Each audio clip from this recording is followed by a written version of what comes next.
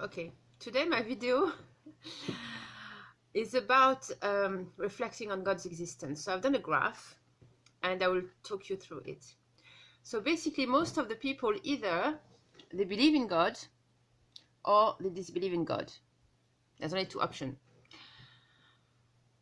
If you disbelieve in God, obviously you're going to be an atheist, possibly agnostic.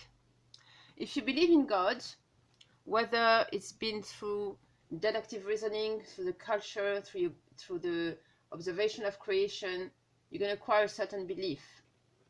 So initially the belief you might acquire is deism. Deism is to believe that there is one creator.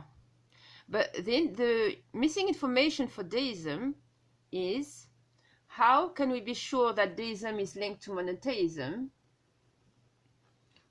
and not polytheism, for instance? Where do we get this information from?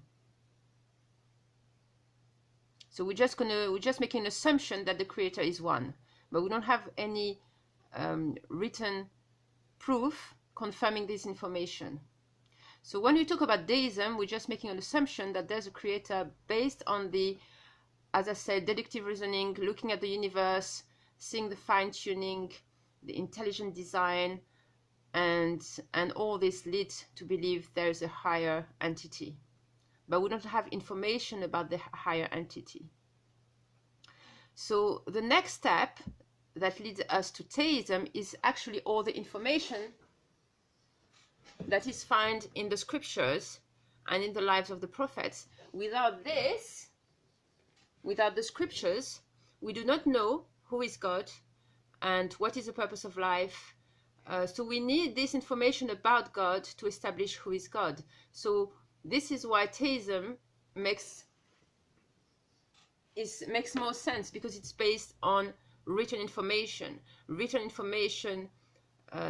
provided through the scriptures, through divine inspirations, through the lives of the prophets. So one may agree or disagree on this, obviously, depending on, because an important aspect of belief is that it is usually acquired through the culture, the childhood education, and the environment. So when we put this aside, what is a certainty that one has? The certainty that one has is that death happens. So death happens, and that's a certainty. But the uncertainty of death is that it can happen at any time.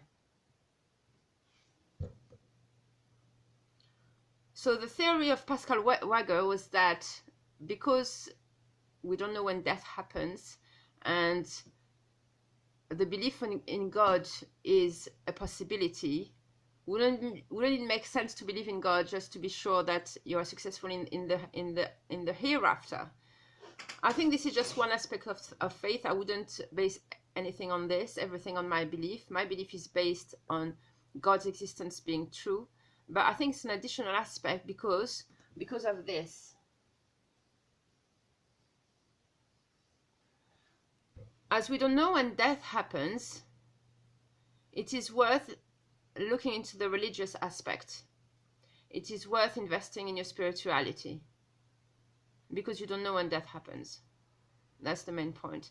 And if God is true, obviously, it is worth looking into it. So that was my point today. Assalamu alaikum wa rahmatullahi wa barakatuh.